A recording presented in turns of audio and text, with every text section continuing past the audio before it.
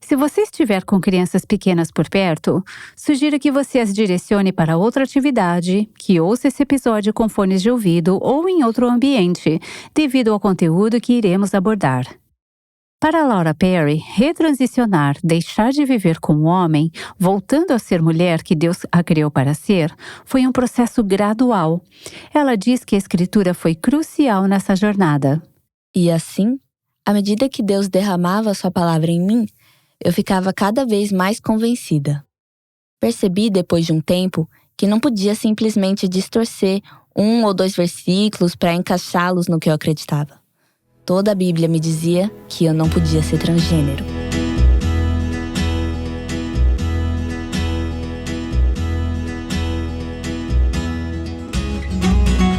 Este é o podcast Aviva Nossos Corações, com Nancy DeMoss Wogemuth, coautora de Mulher, Sua Verdadeira Feminilidade e Design Divino, na voz de Renata Santos, e Dana Gresh, na voz de Raquel Anderson.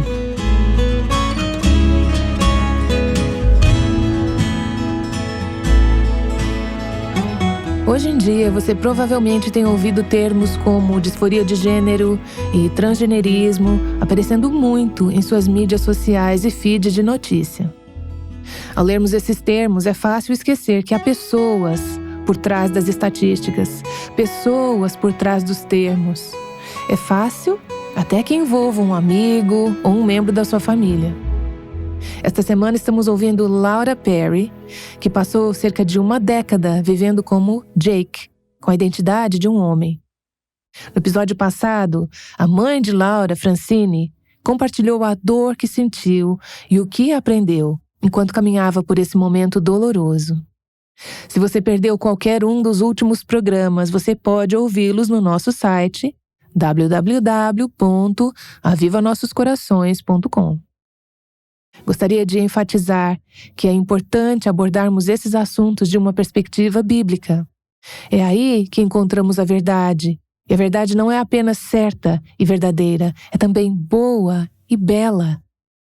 Queremos aprender a alinhar nosso pensamento com o que Deus diz ser verdadeiro e correto, ao invés daquilo que é tantas vezes promovido através da mídia ou através de nossas outras instituições humanas. A Escritura diz, em Gênesis 1, 27, que Deus criou o homem à sua própria imagem. Macho e fêmea, Ele os criou. E então, alguns versículos depois, Deus diz que a sua criação foi muito boa. Então, como essa verdade se aplica a situações quando alguém que Deus fez para ser mulher diz: eu não me sinto mulher, eu sinto que eu sou um homem. Ou diz: eu não quero ser mulher, eu quero ser homem. É correto alguém tentar fazer mudanças físicas para alterar seu gênero? Ou Deus nos programou com certas características que não podemos mudar, por mais que nos esforcemos? Essas são apenas algumas das perguntas difíceis que Dana Gresh e Laura Perry abordam hoje no Aviva Nossos Corações. O episódio de hoje será um pouco mais longo do que o normal, mas eu tenho certeza que você será abençoada e encorajada com essa conversa fascinante e importante. Hoje vamos falar sobre um tema muito sensível e difícil, e de muita polêmica na nossa cultura. Nosso objetivo é chegar ao cerne do que a palavra de Deus diz sobre gênero, disforia de gênero e transgenerismo. Nancy e Mary Cassian escreveram o livro Mulher, Sua Verdadeira Feminilidade e Design Divino para abordar a pergunta: quem devemos ser como mulheres? E quem os homens devem ser como homens? E este certamente é um tópico super atual. Quem somos nós como mulheres e homens? Recebi ontem uma carta de uma mãe de uma menina de 12 anos que foi orientada pela professora a ler um livro sobre um menino que sabia que era uma menina presa dentro de um corpo de menino. Acho que sei o título desse livro. Está circulando em muitas escolas públicas agora. Não vou citar o nome. A mãe escreveu o seguinte: ela trouxe esse livro para casa e me mostrou. Eu disse: de forma alguma. E gentilmente enviei um e-mail para sua professora pedindo outra opção para a leitura. A professora disse que minha filha seria retirada do clube do livro se não o lesse. A professora então disse que ela teria que encontrar outro livro para ler sobre questões sociais e um parceiro para ler com ela. Acho que é extremamente importante que orientemos os pais sobre a resposta adequada frente a uma situação como esta. E qual é a resposta do Evangelho a ser dada ao invés da resposta precipitada. Elas devem correr para a diretoria da escola? Boicotar a escola? Devem tirar o filho da escola? Devem deixar o filho ler o livro e ser exposto? Em algum momento, essa criança será exposta mesmo. É um conjunto muito complexo de questões, e nossa convidada de hoje entende deste assunto. Ela é alguém que vocês vêm nos incentivando a ter no Aviva Nossos Corações há muito tempo. Sinto que há muitas credenciais que poderia citar aqui. Entre elas é que ela é uma escritora. Na verdade, eu quero ressaltar um ponto principal em sua biografia hoje, e é o seguinte: Laura Perry é uma mulher incrível de Deus. Olá, Laura, bem-vinda ao Aviva Nossos Corações. Muito obrigada por me receber. Eu fiquei emocionada só de ouvir esse comentário a respeito de mim. Que essa é quem eu sou, uma mulher de Deus. Porque alguns anos atrás eu não tinha nenhum tipo de prazer em ouvir isso. Sim, diga-nos, há alguns anos, qual rótulo você teria preferido? Olha, eu estava vivendo como um homem, né? Eu preferiria ser chamada de homem de Deus. Algumas pessoas não diriam que você é uma mulher de Deus agora. E acredito que é isso que o Deus Pai declara sobre você hoje. Mas algumas pessoas podem chamá-la de homem anteriormente transgênero de transgênero. Uau! Muitas palavras! Precisamos de uma lição de vocabulário e rápido. Certo. E é engraçado como algumas pessoas preferem falar algo assim ou então declarar que eu nunca fui realmente trans.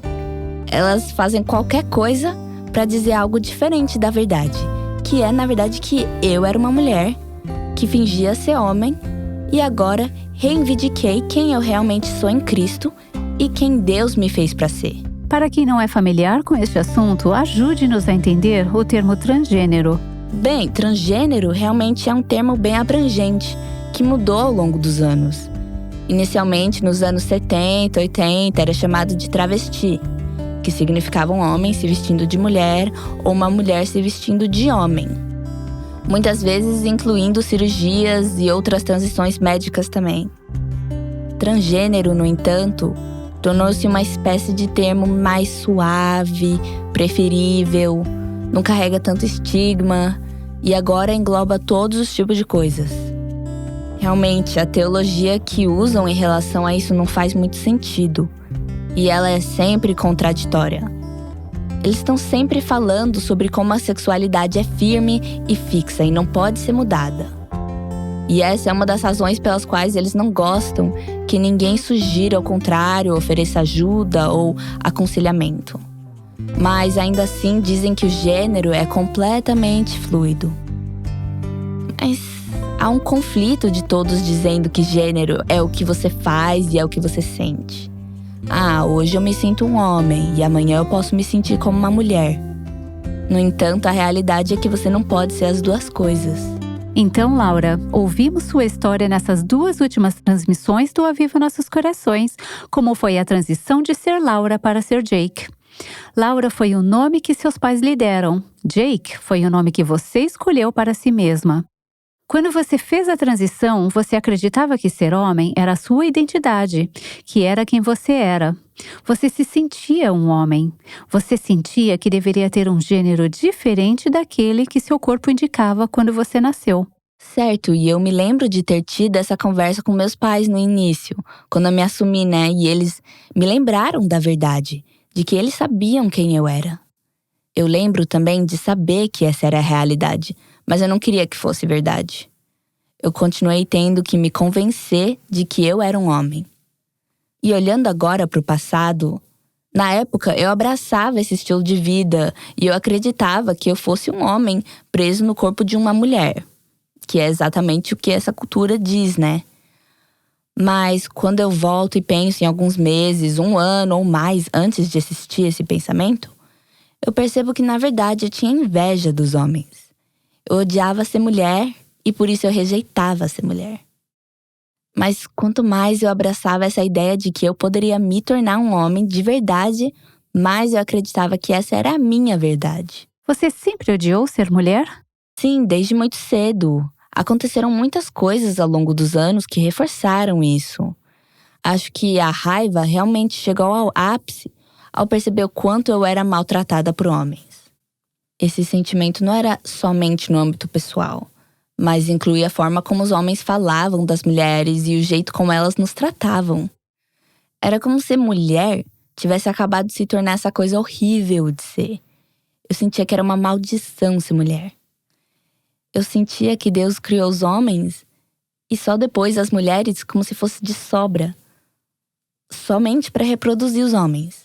Eu não via o valor em ser mulher. É como se eu tivesse essa lente nos olhos de que eu devia ser um menino. E então cada experiência na vida era filtrada através dessa lente. Laura, o que você está descrevendo é o que os psicólogos chamam de disforia de gênero. Disforia de gênero é quando uma mulher está em desacordo com seu corpo físico. Ela se sente alienada de suas porções sexuais e biológicas e experimenta sofrimento clinicamente significativo, sofrimento psicológico, por ser mulher e, ao invés disso, desejar ser homem. Mary Cassia nos fala que essa palavra disforia vem de duas palavras gregas que significam difícil de suportar. É um profundo sentimento de desconforto ou insatisfação com quem você é, com seu corpo e sua identidade. Ela viveu isso um pouco quando criança. Ela tinha 5 irmãos e queria ser um dos meninos, então se tornou uma moleca. Mas tenho certeza de que ela não experimentou a insatisfação de ser menina tão profundamente quanto você. Quando você percebeu que seu gênero não se encaixava, que você era disfórica de gênero e que ser mulher era algo muito difícil para você suportar. Mesmo na infância, eu vivia nesse mundo de fantasia. Quando eu tinha uns 8 anos, comecei a escrever histórias sobre ser um menino. Eu jogava videogame o tempo todo, fingindo ser esses personagens masculinos. Eu nunca tinha ouvido a palavra transgênero. A gente esquece, eu acho, o quanto a cultura mudou de lá pra cá.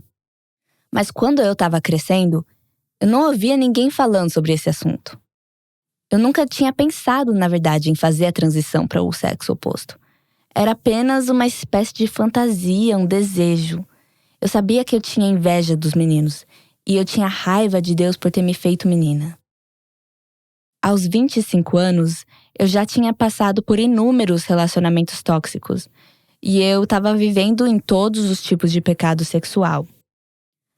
Eu tinha um vício horrível em pornografia e quando a pornografia deixou de ser suficiente, comecei a conhecer homens aleatoriamente online. Eu estava desesperada para que os homens me amassem. Quando esses relacionamentos obviamente não davam certo, e eu percebia como todos eles me deixavam tão destruída, eu pensei, sabe, a razão pela qual eu nunca sou feliz nesses encontros, a razão que isso nunca vai funcionar é porque eu devia ser o homem. Se eu fosse o homem, eu mostraria a eles como uma mulher deve ser tratada. Quando você disse eu queria ser amada, isso chamou muito minha atenção. Não é isso que todas queremos? Queremos isso tão desesperadamente. Estou pensando em um versículo agora. Provérbios 19:22. O que se deseja ver no homem é amor perene. Melhor é ser pobre do que ser mentiroso. Eu sempre pensava, que combinação estranha. Melhor ser pobre do que ser mentiroso? Bem, é melhor não ter e dizer eu realmente preciso ser amado do que simplesmente procurar amor em todos os lugares errados e nunca ficar realmente satisfeita, nunca ficar realmente plena. Acho que se você olhar no Antigo Testamento, na maioria das vezes, quando se fala sobre amor inabalável ou amor infalível, a fonte é Deus. Mas geralmente não é onde procuramos, e certamente não foi em Deus que você procurou esse amor. Sim, esse é um ótimo ponto para qualquer jovem que estiver nos ouvindo. Eu passei por todos os tipos de pecado sexual que alguém poderia imaginar e posso dizer que é muito insatisfatório. Antes de entrar pro transgenerismo, entrei em um site de relacionamento adulto e me tornei quase como uma prostituta, sem sequer ser paga por isso. Eu saía com todos aqueles homens desconhecidos. Lembro que sempre tinha essa empolgação e uma expectativa de que talvez esse cara me queira. Só que depois eu me sentia tão suja e envergonhada quando eu ia embora. E a volta para casa era simplesmente horrível, porque a culpa e a humilhação vinha sobre mim. Eu me sentia como a pior das piores pessoas, como se eu não tivesse importância ou valor. Sentia que eu só era usada e descartada.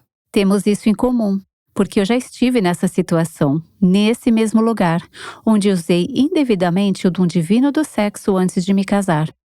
Sabe, acho que é porque quando experimentamos o presente sexual fora do design sonhado por Deus, que é um homem e uma mulher nos limites do casamento, então esse dom se torna uma falsificação, não é o que era para ser. Há duas palavras diferentes usadas no Antigo Testamento para intimidade entre marido e mulher. Uma palavra é sobre saber conhecer, tratar-se de intimidade, é sobre conectividade. Depois, há outra palavra no Antigo Testamento que fala sobre o pecado sexual. Significa basicamente trocar fluidos corporais. É simplesmente uma falsificação. Você ficou presa no físico e não chegou ao emocional. Você não conseguiu o que realmente estava procurando. Acho que quando tentamos preencher essa necessidade de amor com homens ou mulheres, ou pornografia, ou conexões vazias de qualquer tipo, isso nunca vai satisfazer. Nunca vai ser suficiente. Isso sempre vai levar ao vício e a um desejo por mais, porque não encontramos o que estávamos procurando. É uma mentira. Sim, com certeza. Na verdade, esse é um ponto interessante a se tratar, porque nunca foi o suficiente. E você sempre quer que seja mais emocionante e mais provocativo. Mesmo com a pornografia, era um buraco negro. Lembro que, por fim, no último ano em que eu estava assistindo pornografia, eu tinha tanta vergonha das coisas que estava vendo, e eu pensava, não dá para acreditar que eu cheguei a esse nível. O problema é que a gente sempre precisa de uma emoção maior. Então, Laura, você chegou ao ponto de decidir. Ok, chega de ser mulher. Vou abandonar essa vida e vou me tornar um homem. Conte-nos sobre esse processo. O que aconteceu naquele momento? Olha, começou justamente com esse desespero para deixar de ser mulher. Eu ainda não tinha ouvido a palavra transgênero, mas eu estava desesperada para que, de alguma forma, consertar essa fragilidade em mim. E eu não tinha desejo nenhum de ser mulher. Então, eu literalmente procurei no Google, menina virando menino, só para ver o que apareceria. E eu fiquei impressionada com a quantidade de resultados que surgiram. E isso aconteceu em torno de 2007, ou seja, foi bem antes desse assunto se tornar comum na grande mídia, né? Descobri que havia um grupo de apoio local em Tulsa e pensei, uau, é exatamente assim que eu sou. Fui à primeira reunião do grupo de apoio e 5 minutos depois de me conhecerem, eles disseram, você é definitivamente trans. Nossa, foi um diagnóstico bem rápido. Com certeza. E claro, o líder e todos naquela sala também eram trans, né? Então, eles queriam me afirmar e dizer, sim, você é trans, porque todos eles também queriam essa afirmação para si mesmos. Então, quanto mais pessoas você conseguir para afirmar suas decisões, melhor você vai se sentir em relação a elas e a si mesma. E aí começa um ciclo de você fica em dúvida sobre essa questão, então você se fortalece através das afirmações de outras pessoas. E aí elas te reafirmam. E daqui a pouco voltam as dúvidas e o ciclo continua. Quantos anos você tinha? Eu tinha 25 anos. Lembro que a certo ponto da conversa com esse grupo de apoio, eu estava muito preocupada em nunca parecer um homem. E eles disseram, não se preocupa com isso. Em 1 ano ou mais tomando hormônio, ninguém vai saber que você já foi uma menina. E esse foi o anzol que realmente fisgou o peixe. Era isso que eu queria ouvir a minha vida toda. Era como se eu pudesse me reinventar completamente. Mas o que é surpreendente para mim é que essa é uma falsificação tão barata do inimigo.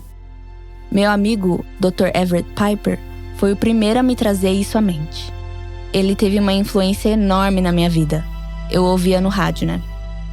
E em um dos seus discursos, ele disse que todos nós temos o desejo de ser alguém que não somos.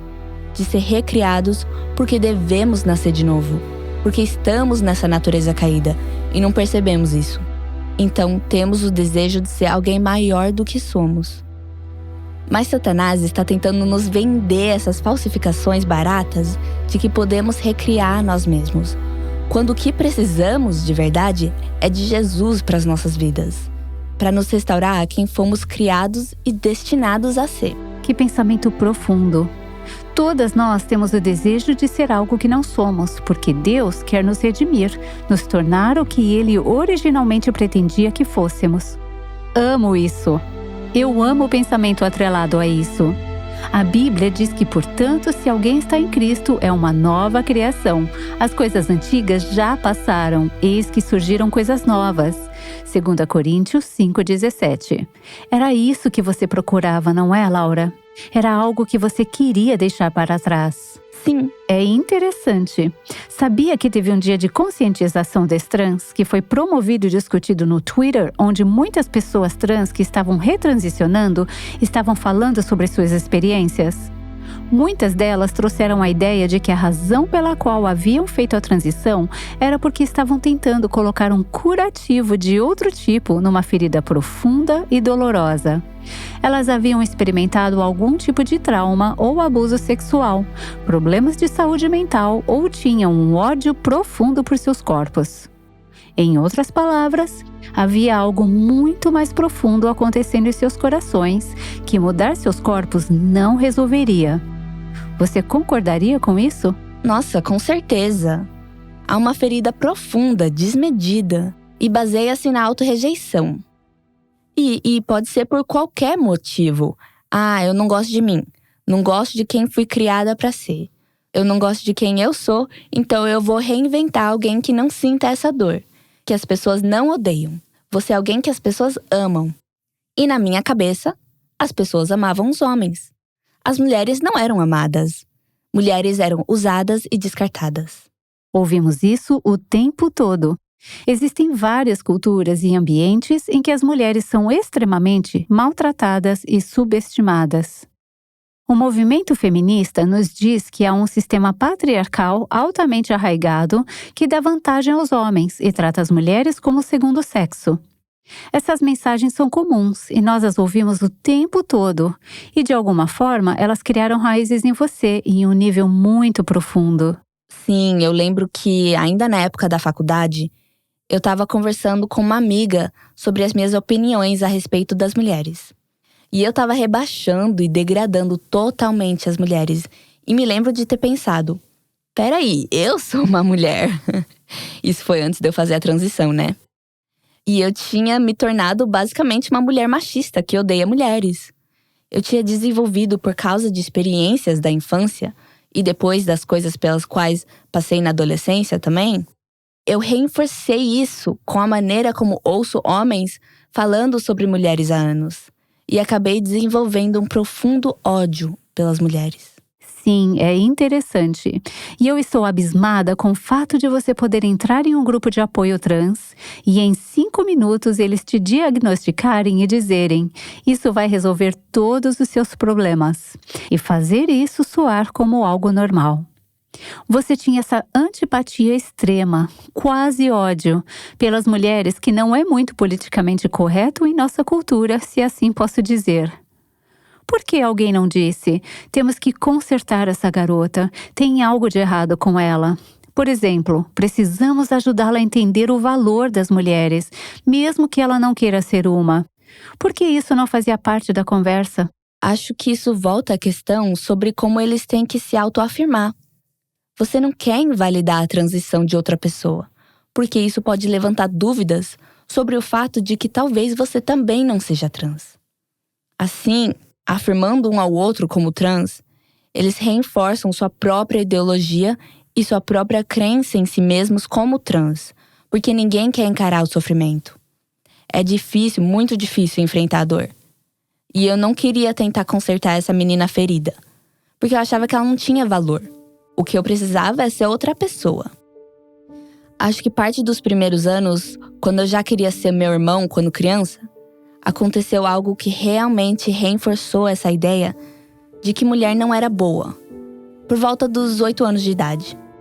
Eu fui molestada por um menino que era apenas 1 ano mais velho do que eu. Você se lembra da história de Tamar? Em 2 Samuel 13, quando ela foi estuprada por seu meio-irmão Amnon, e depois disso a desprezou e não queria mais nada com ela? Foi assim com esse garoto que tinha me molestado. Ele não me rejeitou completamente a esse nível, mas ele realmente não ficou mais comigo depois disso. Existia esse sentimento de rejeição e eu pensava: ah tá, você me envolveu nesse relacionamento e agora tá me jogando fora. E eu sentia que todos os homens tinham todo o poder na relação, como se a garota não tivesse voz nenhuma. E então, quando eu entrei no ensino médio, eu namorava todos aqueles caras, mas era sempre rejeitada e descartada no final. Minha visão era: a mulher não tem poder. Estou completamente sujeita ao que um homem me quer ou não. Quantas mulheres você conheceu na comunidade trans que estavam fazendo a transição para o sexo masculino? Você acha que tiveram experiências realmente dolorosas com homens assim? Infelizmente eu nem sei, porque a gente nunca conversava sobre isso. A gente conversava sobre as nossas vidas, na maioria das vezes como se elas tivessem começado depois da transição. De vez em quando a gente falava muito vagamente sobre a infância, mas sem muita frequência. E isso principalmente no contexto de como nossos pais tinham tanto ódio por nós. Era muito raro falar sobre a própria dor. Conte-me sobre seus pais. Então, eu cresci numa família cristã. E quando eu olho para trás, eu vejo que eles eram muito, mas muito diferentes. E acho que é porque eles expressavam amor de forma tão diferente. Em retrospectiva, agora eu sei que minha mãe me amava. Ela fez muito por mim. Ela simplesmente se matava tentando fazer coisas por mim. Mas ela nunca passou muito tempo comigo. Ela sempre estava meio querendo que eu fosse embora e deixasse em paz para que ela trabalhasse. Ela era muito motivada pelo trabalho. E por isso meu pai passava muito mais tempo comigo. Meu pai brincava comigo quase todas as noites. Ele ia a todos os jogos de futebol, todas as competições de natação. E ele investiu uma grande parte do seu tempo comigo. Na verdade, se ele tivesse que ir a uma loja de autopeças, ele voltava para casa, me buscava e me levava com ele. Aí ele anunciava para quem estivesse na loja que eu era o anjinho dele. Então, tinha essa diferença extrema na maneira como meus pais demonstravam amor por mim. E eu reconheço agora que ambas as formas são expressões de amor, mas foram recebidas de formas muito diferentes. Na minha interpretação, a minha mãe não me amava, porque ela não estava investindo o tempo dela comigo assim como o meu pai fazia. Então você entrou em uma comunidade trans onde te disseram que se você fizesse a transição, seria a resposta para a sua dor e você seria feliz. Foi quando você decidiu que faria a transição. Me diga quais foram seus primeiros passos nessa jornada. Bom, em primeiro lugar, eu tive que começar indo a uma psicóloga. Eu não tinha nenhum interesse em aconselhamento, mas isso era uma exigência legal na época para iniciar a transição. E eu tive 3 sessões obrigatórias com essa terapeuta, e na terceira sessão ela abaixou o caderno, olhou bem nos meus olhos e disse: "Uau, você tem muitos problemas com a sua mãe." E eu fiquei tão atordoada. Eu pensava, como é que fomos de eu falar sobre ser um homem para falar da minha mãe? Eu não conseguia ver a conexão. E eu fiquei com muita raiva. Eu meio que explodi com ela e eu disse: "Eu não tô aqui para falar da minha mãe." E ela respondeu: "Então você só quer esse diagnóstico?" E eu disse: "Sim, né? Eu só vim por causa disso." E ela disse: "Tá bom." E simplesmente me deu o que eu queria, me deu esse diagnóstico de transtorno de identidade de gênero, que era o que era chamado antes dos ativistas mudarem para disfória de gênero. Na verdade, isso estava declarado no site do DSM, Diagnostic and Statistical Manual of Mental Disorders, que eram os padrões de cuidados para a transição. Foram os ativistas que pressionaram para mudar a classificação para disforia de gênero, porque não gostavam que fosse chamado de transtorno mental. Descobri anos depois que ela nem sequer me diagnosticou oficialmente. E eu não sabia disso na época. ela me deu uma carta afirmando que eu tinha sido diagnosticada com transtorno de identidade de gênero, mas ela nunca entregou um diagnóstico oficial. Quando eu comecei a tomar testosterona, minha voz começou a ficar mais baixa e começaram a crescer pelos faciais. No início, essas mudanças foram super empolgantes. Cada pequena mudança era uma afirmação de que sim, este é quem eu realmente sou. Depois disso, tive meu nome legalmente alterado. Sempre tinha algo para esperar, um próximo passo em direção à transição. Mas tinha algumas coisas pequenas ao longo do caminho em que eu percebia, ok, isso é meio falso. E eu sabia que eu estava fazendo essas coisas para me parecer um homem, e todo mundo estava acreditando. Mas eu ainda sabia que eu era trans. E eu pensava, mas um dia isso será real. Eu não queria ser abertamente transgênero. Eu realmente queria ser um homem. Eu queria apagar completamente a existência da Laura. O que é engraçado. Aqui tem uma citação que li anteriormente. Eles estavam falando sobre como as pessoas trans estão dizendo: não seremos apagados. E eu fico pensando, é exatamente isso que eles estão tentando fazer. Apagar a pessoa real.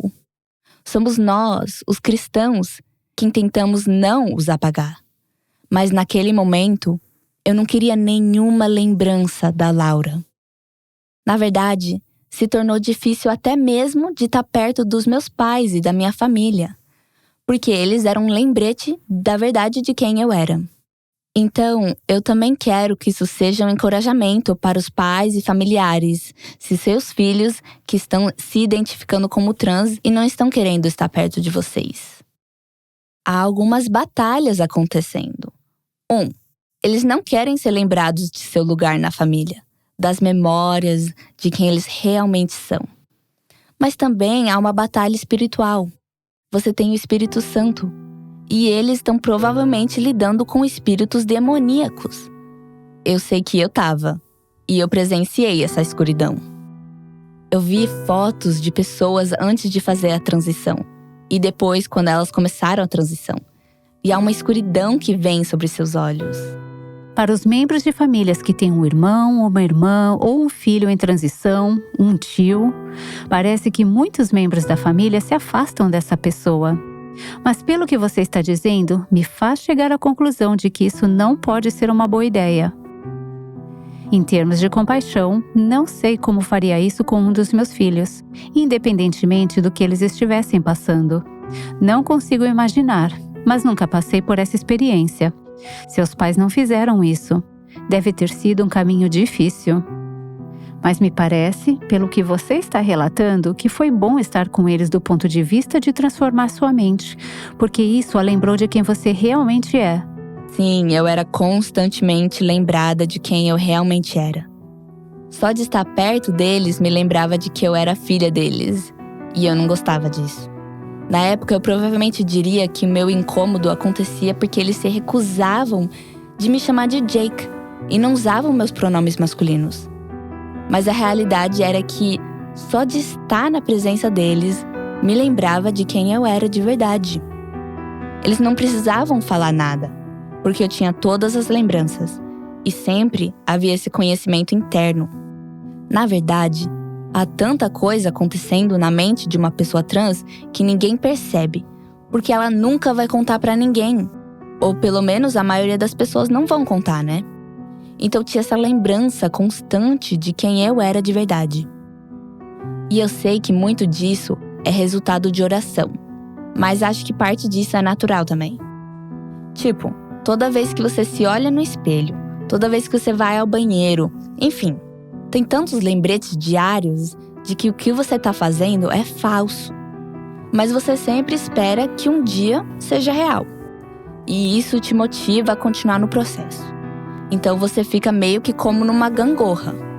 Como que subindo uma colina, tentando chegar ao ápice. Aí um dia você alcança e é como se você estivesse longe demais para voltar para o outro lado. Você está longe demais. E em certo sentido você pensa, eu não posso mais voltar atrás agora. E você realmente acredita que a única escolha que resta é seguir em frente.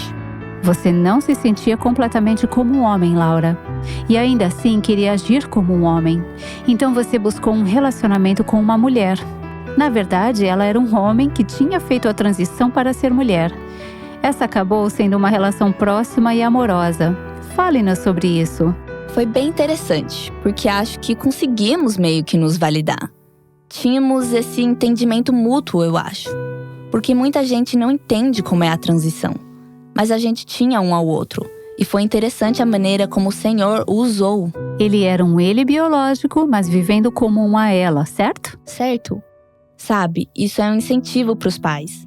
Às vezes, você se preocupa tanto com os relacionamentos que seus filhos têm. Vocês pensam, eles estão se afundando nesse estilo de vida.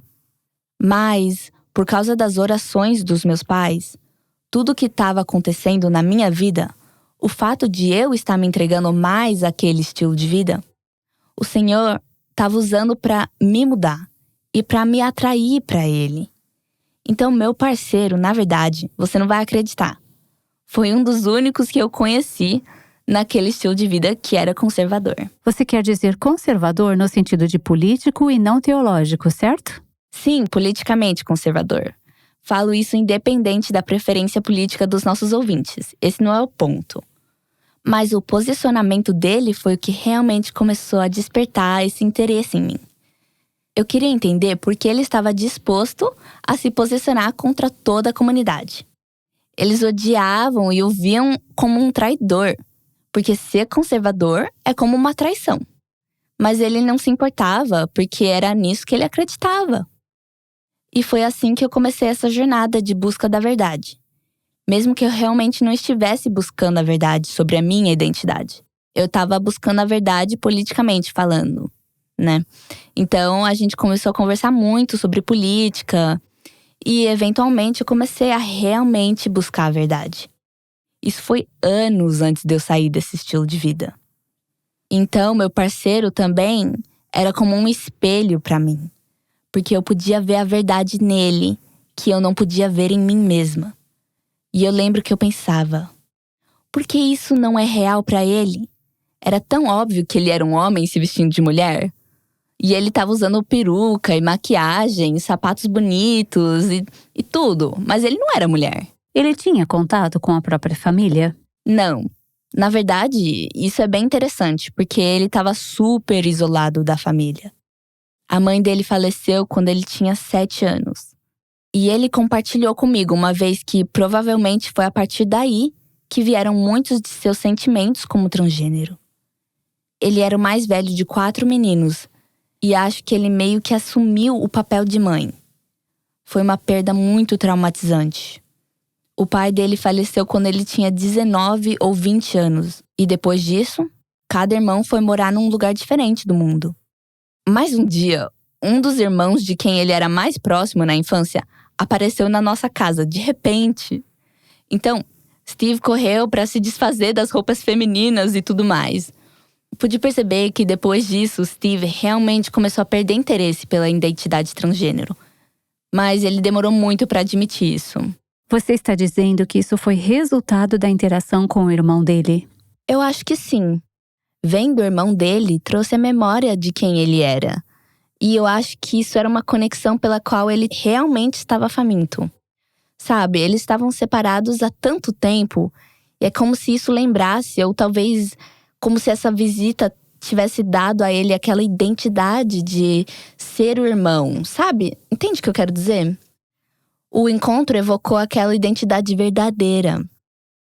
Quando ele estava completamente desconectado da família, ele se sentia livre para ter essa outra identidade. Mas quando de repente aconteceu o reencontro, foi como se ele tivesse voltado. Ele começou a se envolver nas coisas que o seu irmão gostava e ele estava se tornando cada vez mais feminino. Mesmo que a retransição dele aconteceu só depois que eu fiz a minha. Então ainda se passaram muitos anos depois disso. Então ele também acabou retransicionando? Sim, mais ou menos 1 ano e meio depois que eu fiz. Mas mesmo naquela época, isso foi apenas 1 ou 2 anos em nossa jornada de 9 anos, ele parou de usar peruca. E ele raramente se vestia como mulher. Ele ainda comprava roupas na seção feminina, mas a maioria eram neutras em termos de gênero. Você sabe o que é mais interessante para mim sobre tudo isso, Laura?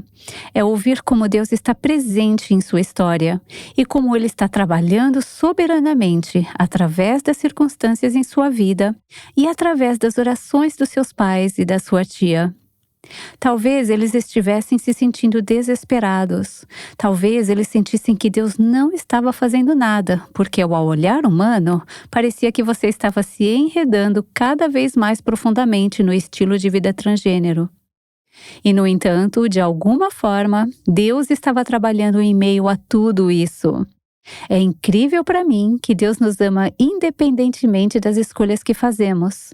Ele não desiste de nós, mesmo quando desprezamos e nos afastamos. Ele buscou um relacionamento com você, Laura. E ele fez isso muito antes de começar a convencê-la sobre seu estilo de vida. Como você virou a página? Quando você começou a ver que Deus era real e que Ele queria um relacionamento com você? Começou muito cedo, na verdade. Eu olho para trás e eu fico impressionada com o quanto Deus estava me atraindo. Eu nem percebi isso até mudar o meu estilo de vida e começar a contar minha história. Eu comecei a me lembrar de todas essas formas que Deus estava indo ao meu encontro. Eu me lembro de uma época que eu estava tendo sonhos. Não era como se eu estivesse ouvindo a voz de Deus falando comigo, mas era através dos sonhos que Ele estava me lembrando da verdade o tempo todo. Eu sonhava que estava sendo deixada para trás na volta de Cristo e coisas do tipo. E eu sempre tive essa consciência, um medo de saber que eu não estava bem com Deus. Mas eu dizia que eu não queria estar. Eu queria seguir meu próprio caminho. Uma das experiências mais fortes que eu tive foi um sonho. Eu sonhei que minha sobrinha tinha caído da escada, quebrado a cabeça e morrido. E ela tinha uns 2 anos na época. E eu acordei soluçando de tanto chorar. Acho que eu levei umas 2 horas para perceber que tinha sido um sonho, que não era real, não tinha acontecido de verdade. Mas me senti compelida a orar por ela. E eu nem estava orando naquela época. Mas eu tinha crescido numa família cristã. Então pensei, eu tenho que orar por ela. 2 dias depois, ela caiu de uma escada, bateu e quebrou a cabeça. Mas ela viveu. E eu pensei, uau, acho que Deus me disse isso para que eu orasse por ela. E foram várias intervenções de Deus na minha vida usando as circunstâncias. Teve outro momento, no ano da minha transição, quando eu ainda escutava músicas horríveis. Lembro que meu pai ficou super decepcionado comigo, porque ele encontrou a minha coleção de CDs. Eu tinha Godsmack, Metallica e Nirvana e todas aquelas bandas repulsivas que eu estava ouvindo na época. Eu lembro que um dia eu fiquei tão incomodada com aquelas músicas. Eu pensei, tô tão cansada dessas músicas, elas me deixam com tanta raiva, não aguento mais ficar com raiva o tempo todo. Então eu troquei de estação e eu parei numa música cristã pela primeira vez em anos. E eu comecei a chorar descontroladamente. A presença de Deus encheu meu carro. E isso foi 1 ano em uma jornada de 9 anos. Mas Deus estava me atraindo e Ele nunca me abandonou. Durante esse tempo todo, Ele estava intervindo na minha vida. Eu também lembro de outra vez que eu estava ouvindo um programa de rádio que eu costumava ouvir há anos. E o apresentador apoiava o estilo de vida LGBTQ. E ele sempre estava falando sobre a liberdade. Mas ele fez uma pergunta um dia. Por que é que os transgêneros sempre querem mudar seu corpo para combinar com a sua mente? E não apenas mudar sua mente para combinar com seu corpo? E eu lembro que eu não sabia como responder essa pergunta. E eu fiquei tão revoltada com essa pergunta, porque eu não queria admitir que isso era possível. Eu me lembro que eu não conseguia tirar isso da minha cabeça. Então eu continuei lutando e lutando com essa questão. Eu me lembro de ter ficado extremamente irritada com a possibilidade de ser concebível mudar de ideia em vez de mudar de corpo. Não sei se você sabe, mas por vários anos a Universidade Johns Hopkins suspendeu a cirurgia de redesignação sexual, porque eles testemunharam isso repetidamente na comunidade transgênero. Eles operavam o corpo de alguém para ser do gênero que aquela pessoa queria, porém o que de fato estava despedaçado não era reparado. Apenas os corpos eram alterados. Eles decidiram suspender completamente as cirurgias. Devo dizer, porém, que eles retomaram as cirurgias novamente agora, mas por um grande período de tempo, muitos anos, eles as barraram por essa razão. Mas, Laura, em algum momento você se sentiu feliz quando finalmente abandonou todos os vestígios físicos da feminilidade e abraçou uma identidade masculina? Foi um paradoxo, porque sim, eu tava feliz de certa forma. E eu fiquei feliz com a identidade, eu fiquei feliz com o estilo de vida. Mas era sempre um vislumbre da felicidade que eu teria um dia. Meu pensamento era, um dia tudo isso será real. E por agora esse é o processo para atingir aquele objetivo. Mas eu fui percebendo que as cirurgias não estavam tornando isso real. Eu lembro do meu primeiro emprego, onde eu era conhecida apenas como homem. E eu pensei, finalmente! As únicas pessoas que sabiam do meu passado eram a minha família e meu parceiro. E eu tinha muito pouco contato com a minha família. Então eu pensava, agora que ninguém sabe, eu posso ser um homem. Eu posso só seguir com a minha vida e posso deixar tudo aquilo no passado. Mas eu me lembro que eu comecei a ser meio assombrada tentando manter essa minha identidade. Era constante, demandava um grande esforço da minha parte. Sempre que eu ia falar alguma coisa sobre a minha infância, eu pensava, peraí, eu não posso falar que eu era escoteira, mas sim um escoteiro. Eu não posso falar que eu fiz parte do time de softball, que era só para meninas, e eu tinha que falar que eu tinha jogado beisebol. Eu não podia falar nada sobre os meus namorados do passado. Todos achavam que eu era apenas um homem hétero. E uma vez, sem querer, eu contei uma história enorme sobre um ex-namorado para minha chefe. E ela ficou tão confusa. Por mais que eu fosse feliz de certa forma, minha vida também se tornou um inferno. O suficiente para que você decidisse fazer a retransição? Sim. Bom, não foi a insatisfação com o estilo de vida que me levou à retransição. Porque eu ainda não queria ser uma mulher. O fato de todo mundo achar que eu era homem ainda era melhor do que a identidade feminina. Eu não queria ser vista como mulher.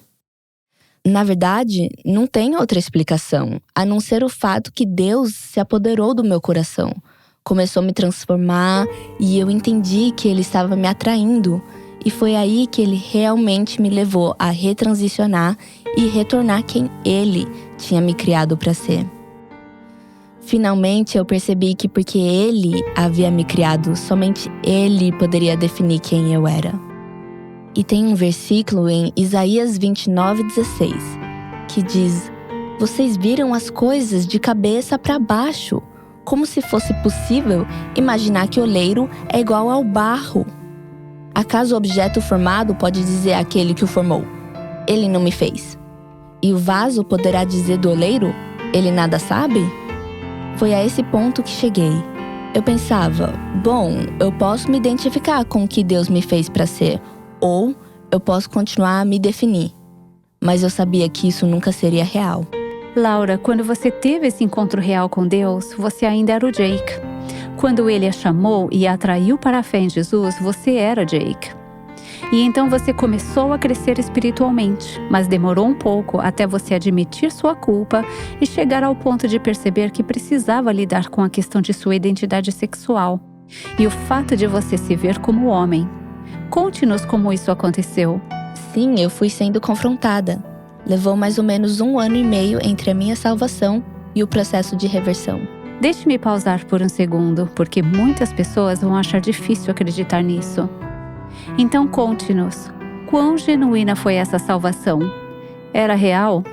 Você simplesmente não sabia como resolver tudo isso ainda? Foi isso? Certo. Quando eu fui salva, eu tive esse encontro incrível, onde eu soube sem sombra de dúvida que eu tinha sido salva. Eu sabia que eu era uma nova criatura.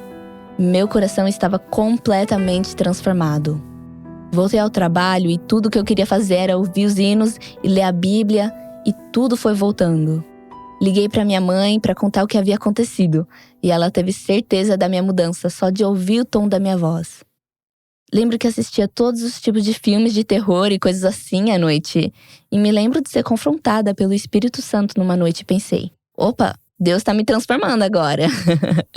E eu sabia que não podia continuar assistindo aqueles filmes. E essa foi a primeira coisa que eu me lembro. Eu sabia que eu tinha sido verdadeiramente salva e que o Espírito Santo tinha vindo sobre mim. E eu sabia que eu nunca mais seria a mesma.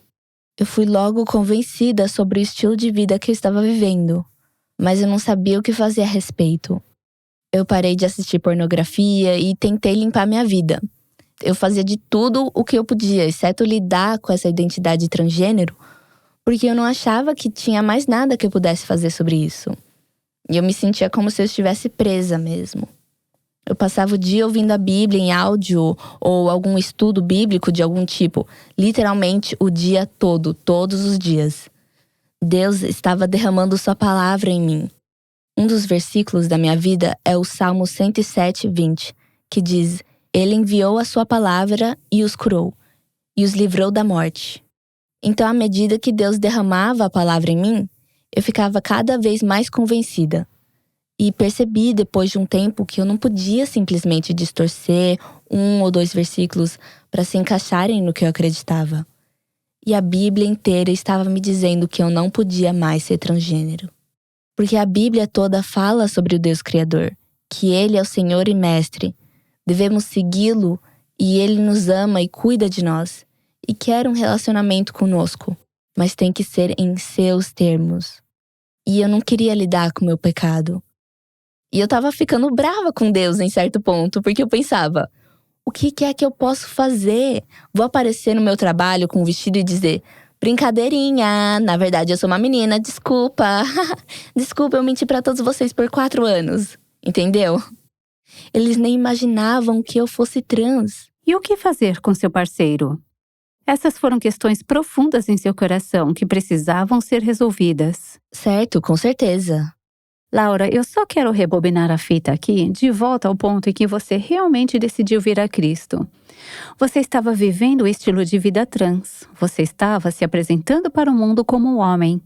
Seu chefe e as pessoas com quem você estava trabalhando pensavam que você era um homem. Você estava em um relacionamento com uma mulher trans.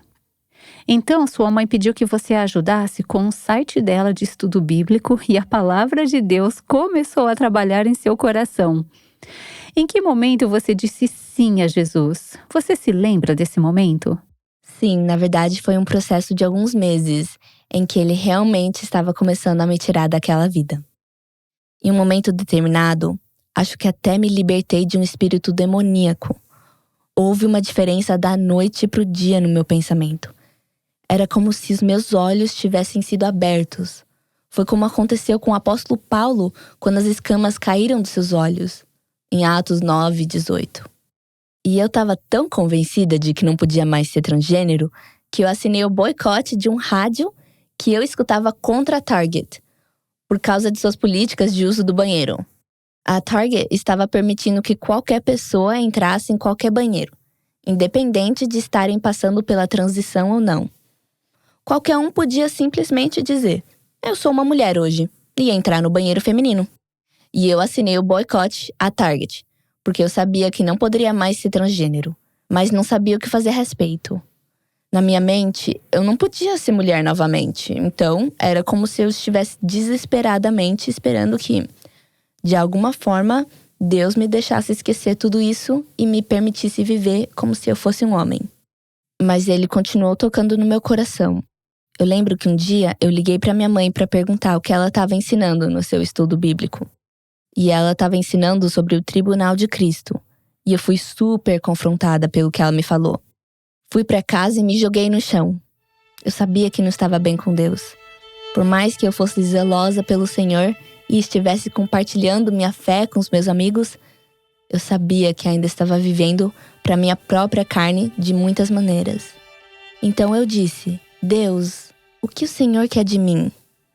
Eu quero ouvir, muito bem, servo bom e fiel. Então o que eu preciso mudar?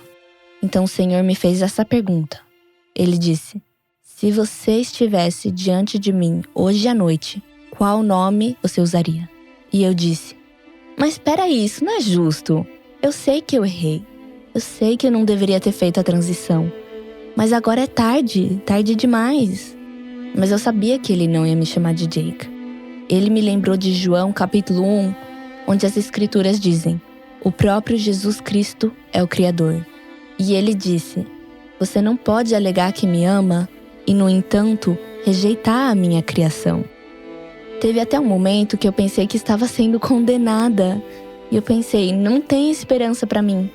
Se Deus não me vê como Jake, então não tem esperança, porque eu não posso voltar a ser Laura. Era tanta dor e eu nem sabia o porquê. Eu realmente não entendia nenhuma das questões que me levaram a esse estilo de vida. Quando eu entrei naquele estilo de vida, eu realmente não entendia nenhuma das questões que me levaram a esse estilo de vida. E quando eu entrei naquele estilo de vida, eu realmente acreditava que eu era apenas um homem preso no corpo de uma mulher. E eu sabia que toda vez que eu pensava em ser mulher, era como se uma faca penetrasse no meu coração. Então eu pensei que eu estava sendo condenada. Mas a voz mais amorosa que já ouvi em toda a minha vida, ele sussurrou para mim e disse: deixa eu te dizer quem você é. E foi isso que começou a me libertar. Percebi que ele havia me definido e me criado com um plano e um propósito, com uma identidade. E eu não estava aqui só por causa da biologia. Eu estava aqui porque ele criou uma pessoa específica. E é isso que a palavra de Deus diz, que fomos criados para boas obras em Cristo Jesus, antes da fundação do mundo, em Efésios 1:4 e 2:10. Foi aí que eu soube que não importava o que eu fizesse com o meu corpo, não importava quem eu dissesse que eu era, eu nunca seria ninguém além de quem Deus me criou para ser. Mas eu ainda não sabia como resolver essa situação. Isso me faz lembrar do Salmo 139, a conhecida oração onde Davi diz ao Senhor: tu criaste o íntimo do meu ser e me teceste no ventre de minha mãe. Eu te louvo porque me fizeste de modo especial e admirável. Tuas obras são maravilhosas, disso tenho plena certeza. Meus ossos não estavam escondidos de ti, quando em secreto fui formado e entretecido como nas profundezas da terra.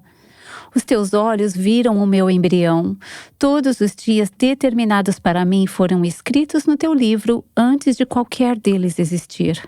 Sabe, é surpreendente como Deus nos conhece intimamente antes mesmo de nascermos e quão cuidadosamente e intencionalmente Ele nos une.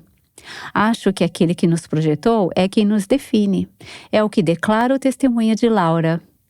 Eu sei que em algum momento, Laura, você entrou em contato com uma cópia do Design Divino, um estudo bíblico que foi escrito por nossas queridas Nancy DeMoss Wolgemuth e Mary Cassian. Então, eu gostaria muito de ouvir como isso ajudou na transformação do seu processo de pensamento. Quando eu iniciei a mudança do meu estilo de vida, eu estava fazendo isso em obediência a Cristo, mas eu não tinha interesse em ser mulher. Apesar de estar obedecendo, tudo isso ainda era muito, mas muito doloroso. Mas eu percebi que, mesmo depois que a mentira do transgenerismo se quebrou, eu não estava ainda obedecendo a Deus completamente. E eu estava em um grupo de discipulado com outras garotas, e eu estava me esforçando muito, mas eu ainda não sentia que me encaixava com as mulheres.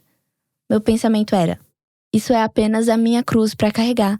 Esse é o meu sacrifício pelo Senhor. E nesse grupo de discipulado, elas iam começar o estudo Design Divino. E para ser bem honesta, no começo eu não queria participar. Eu não estava interessada em ouvir sobre feminilidade bíblica. Lembro de olhar para aquele livro. Eu preciso ver as minhas anotações do primeiro capítulo. Eram tipo: essa pergunta é tão idiota, isso não me cabe, e blá blá blá. Mas quando comecei a ler de verdade, meu coração começou a mudar. O Senhor começou a me mostrar como é lindo ser mulher, e como é especial e o que representa. Acho que me lembro especialmente de ler sobre como homens e mulheres exibem o Evangelho e a perfeita complementaridade deles. Na verdade, foi isso que começou a mudar meu coração. Eu comecei a ver o design de Deus para a mulher e como é bom, e não importa o que o mundo diga. É engraçado, Laura. Enquanto você fala, não posso deixar de pensar na minha própria jornada. Eu acreditava intelectualmente que o plano e o projeto de Deus para a feminilidade estavam certos muito antes de sentir no fundo do meu coração que também eram bons e belos. Intelectualmente, eu escolhi acreditar no que Deus disse, porque Ele é Deus e eu não sou. Mas emocionalmente, eu não estava totalmente de acordo com toda essa coisa da feminilidade. Mas eu me lembro do momento que isso mudou. Eu estava sentada em minha mesa, meditando em uma passagem específica das Escrituras, e o Espírito Santo abriu meus olhos para entender o quão profundamente Deus estima as mulheres e como Ele criou a feminilidade para ser uma parte preciosa e incrível de sua história. O Senhor me revelou naquele dia que, em última análise, quem eu sou como mulher não é sobre mim, é sobre mostrar a glória do Evangelho e sobre contar a história de Jesus. Foi um momento profundo. Em um instante, fui dominada pela beleza e pela santidade do design de Deus e comecei a chorar e chorar. Aquele encontro me transformou porque, a partir daquele momento, não só acreditei que o caminho de Deus estava certo, como também fiquei convencida de que era belo e bom. Sabe, na nossa cultura, constantemente nos deparamos com uma visão negativa das mulheres e da feminilidade. Ouvimos mentiras sobre a feminilidade e mentiras sobre um sistema patriarcal que nos mantém oprimidas. Dizem que precisamos lutar contra os homens ou ser como os homens, ou que os homens têm mais valor do que nós como mulheres. E adquirimos todos os tipos de crenças negativas sobre a feminilidade da nossa cultura e de vivermos num mundo quebrado.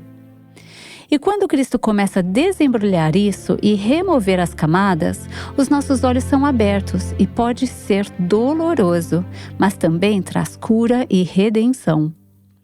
Mas me conta mais, Laura, como Deus começou a abrir seus olhos e ministrar a você em relação a quem você é como mulher? Então, eu lembro de decidir dar alguns pequenos passos. Eu não era casada na época, então eu não tinha marido, mas trabalhava na igreja. E eu pensei assim: bom, vou praticar algumas dessas coisas com os homens da igreja. Vou pôr em prática o que aprendemos sobre respeitá-los, afirmando sua liderança e sua autoridade e os encorajando. Quando eu comecei a fazer essas coisas, eu comecei a ver o fruto disso e como aquilo funcionava. Eu estava sendo mais respeitada. Apareceu uma paz tão grande em mim e eu comecei a ter essa grande alegria em vê-los se destacando como homens e não sendo agredidos pelas mulheres. Então isso começou a confirmar tudo o que eu estava lendo. Comecei a entender realmente que recebemos amor dos homens e não tentando ser melhores do que eles, não tentando provar que estamos acima deles. Eu comecei a entender realmente que recebemos amor dos homens, não tentando ser melhores do que eles, não tentando provar que estamos acima deles. E eu vejo isso e isso me entristece agora. Eu vejo isso em muitos relacionamentos na TV ou quando estamos em público. Eu vi um casal outro dia no aeroporto.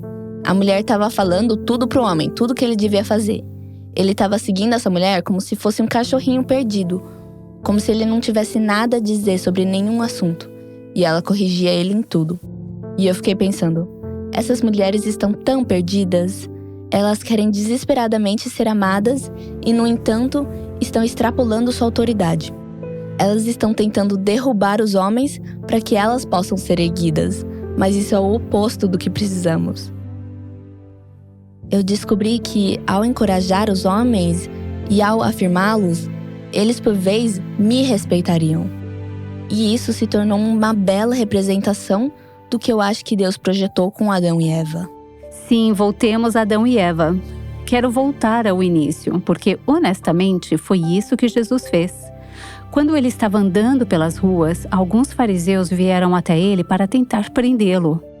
Havia o que eu chamaria de revolução da época, que seria a revolução do divórcio. Sabe, estamos meio que na revolução transgênero agora. E quando tentaram apanhá-lo, Jesus disse, no princípio, volte ao início. O que eu projetei? O que eu pretendia? Então, eu gostaria de ler um versículo no início, lá atrás, em Gênesis 1:27, o primeiro capítulo da Bíblia. Criou Deus o homem à sua imagem, a imagem de Deus o criou, homem e mulher os criou. Esse versículo do capítulo 1 de Gênesis nos dá uma visão geral da dignidade e da qualidade do homem e da mulher, criados à imagem de Deus para a sua glória. Gênesis 1 nos diz que fomos criados para ter domínio sobre o mundo e que compartilhamos essa missão igualmente. Então, em Gênesis capítulo 2, começamos a ver algumas diferenças entre os dois sexos. Assim, o capítulo 1 de Gênesis discute a criação da humanidade como um todo e nossa igualdade fundamental. Mas o capítulo 2 fornece uma repetição ampliada que revela diferenças essenciais na criação dos dois sexos por Deus. E ambas as narrativas são importantes. Ambas são partes vitais da mensagem.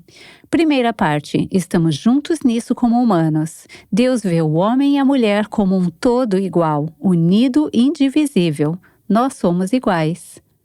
Segunda parte, Deus nos criou de forma diferente. Macho e fêmea não são cópias um do outro, somos seres complementares. Masculinidade e feminilidade não são a mesma coisa e não são intercambiáveis. Deus nos criou exclusivamente masculinos e exclusivamente femininos, e não somos iguais nesse sentido, nem devemos tentar ser. Laura, o que vem à sua mente quando você ouve esse versículo como uma mulher maravilhosa de Deus? Essa será a minha biografia para a Laura Perry, que sofreu com a dor do transgenerismo e da transição voltando a ser mulher. O que esse versículo significa para você? Acho que agora que estou desse lado, entendo que o projeto de Deus é melhor e que eu nunca poderia me recriar. Eu vejo a beleza no que Ele criou, porque Deus não tinha que criar homem e mulher. E eu realmente meditei sobre isso uma vez, e eu pensei, Deus poderia ter criado um bando de seres assexuados. Por que Ele criou o homem e a mulher? Me diga por quê? Acho que por vários motivos. Um é, eu acho, colocar o evangelho em exibição, como Mary e Nancy falam em seu livro, para representar a união de Deus com o homem. Mas também acho que é para simbolizar essa grande necessidade por algo que está faltando. Tipo, se perdemos parte do nosso corpo, por exemplo, já ouvi falar de pessoas que já tiveram uma perna ou um braço amputado ou algo assim. Existe essa dor fantasma e você anseia por ter esse membro do seu corpo de volta. Acho que existe essa grande necessidade um do outro. Na verdade, isso mostra, eu acho, um grande desejo de amor. Isso não existiria se fôssemos todos do mesmo sexo. Há uma falsificação tão barata que Satanás oferece, assim como você mencionou anteriormente, Raquel. Isso de fazer sexo em vez de fazer amor, nessa conexão íntima verdadeira. E acho que tem uma diferença enorme quando você está realmente transmitindo sua alma. Claro que o Evangelho é uma das razões pelas quais Deus tenha nos criado distintamente homem e mulher. Mas isso também pode ser um reflexo de Ele ser um ser social. Deus é um ser social. Na relação entre os membros da Trindade, vemos uma profunda unidade. Deus é um. Ao mesmo tempo, a Bíblia revela que o Pai, o Filho e o Espírito Santo interagem de maneiras distintas. Acho que Deus criou o homem e a mulher como um recurso visual, uma história, por assim dizer, para nos revelar verdades sobre a natureza e o caráter de Deus. Romanos 1, que é uma passagem da Escritura que trata da sexualidade e da ética sexual, diz: pois o que de Deus se pode conhecer é manifesto entre eles, porque Deus o manifestou. Pois desde a criação do mundo, os atributos invisíveis de Deus, seu eterno poder e sua natureza divina, têm sido vistos claramente, sendo compreendidos por meio das coisas criadas. Versos 19 e 20. É claro que sabemos que o epítome da criação foi a formação por Deus do homem e da mulher. Assim, Romanos 1 significa que a humanidade, como homem e mulher, torna claro o que pode ser conhecido sobre Deus. Gênero e sexualidade foram criados para contar uma história simples e precisa sobre Deus. Quando lidamos com um tópico cultural sério como o transgenerismo, sempre precisamos voltar ao que a Bíblia diz. Há coisas que a Bíblia diz sobre homem e mulher e há coisas que a Bíblia não diz sobre homem e mulher. Acho que às vezes começamos a montar uma narrativa falsa sobre o que é um homem ou uma mulher, e essa é realmente a narrativa que os transgêneros estão tentando viver. Se você tem unhas pintadas, cílios postiços, cabelos longos, perucas, saltos, seios torneados, se você tem as curvas certas e os trejeitos femininos certos, então você é uma mulher. Essa narrativa foi exposta há alguns anos, quando um homem que havia feito a transição e assumido todas essas características culturais femininas externas foi, na verdade, nomeado Mulher do Ano. Então, acho que precisamos ter muito cuidado quando falamos sobre masculinidade e feminilidade para nos atermos ao que a palavra de Deus diz sobre homem e mulher, e não inventar coisas.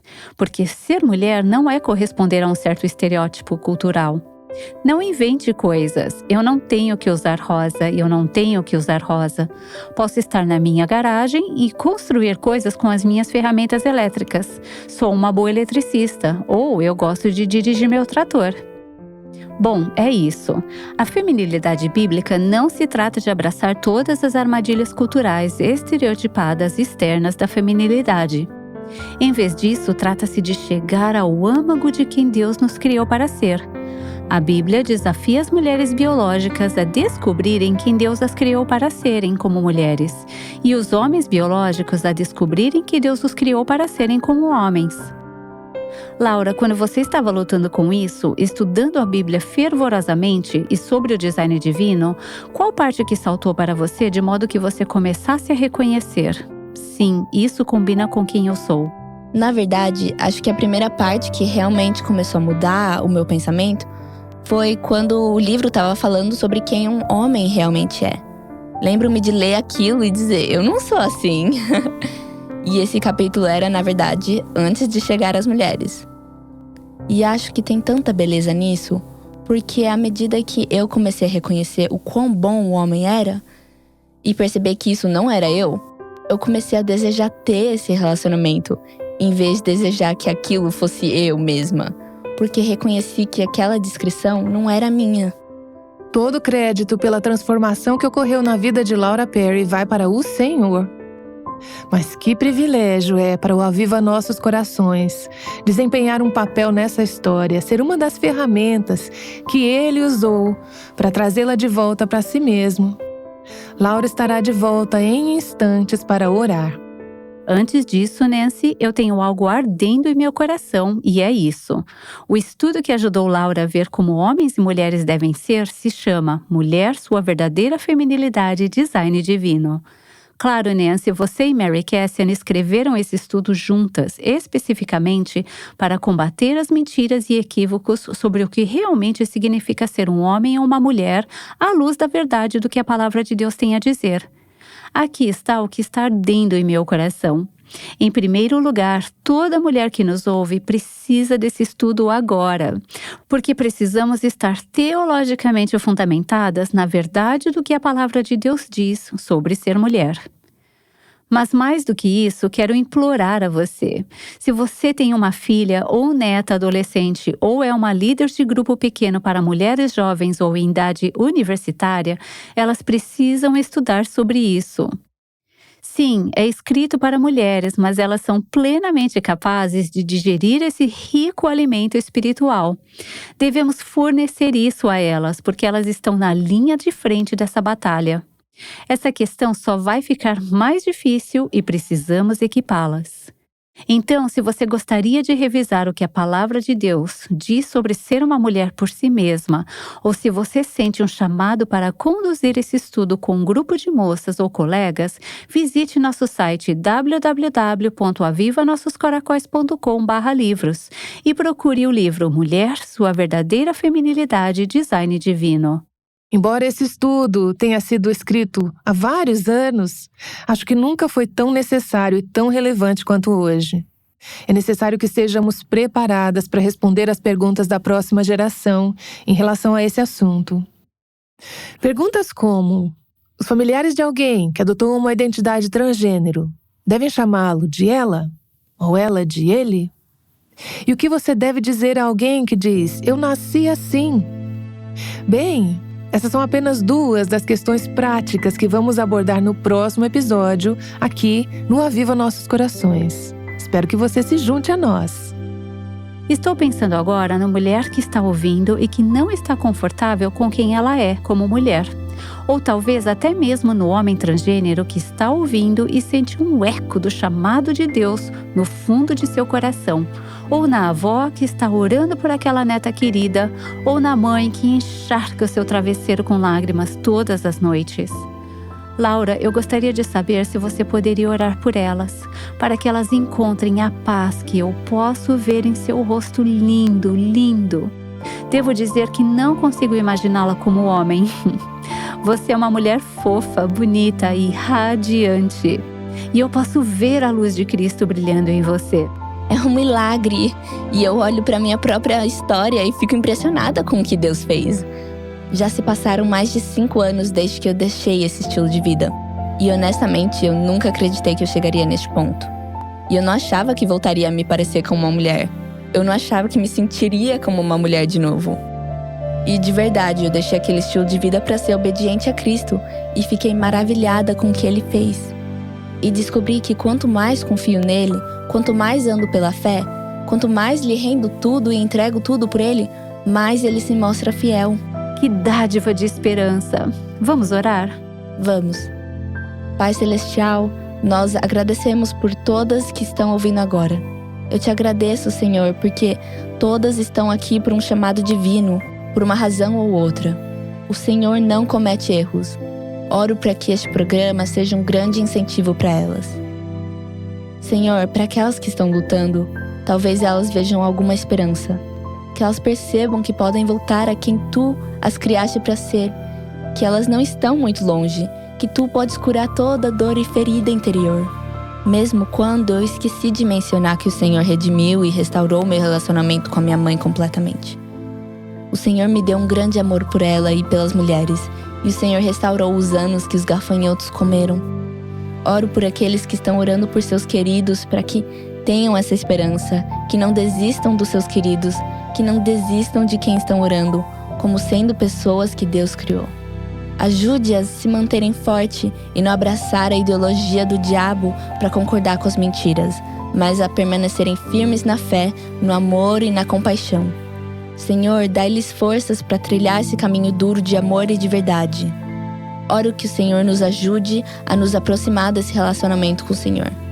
Cure todas as nossas fraquezas nessas áreas, Senhor, onde não confiamos em Ti como quem nos fizeste para ser. Oro para que o Senhor traga cura cada vez mais profunda. Em nome de Jesus. Amém. Vejo você amanhã para o último episódio dessa série com Laura Perry.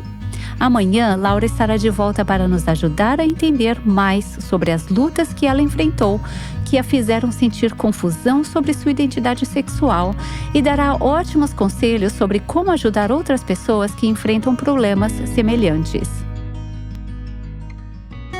O Aviva Nossos Corações, com Nancy DeMoss Wogemuth, chama mulheres à liberdade, à plenitude e à abundância em Cristo.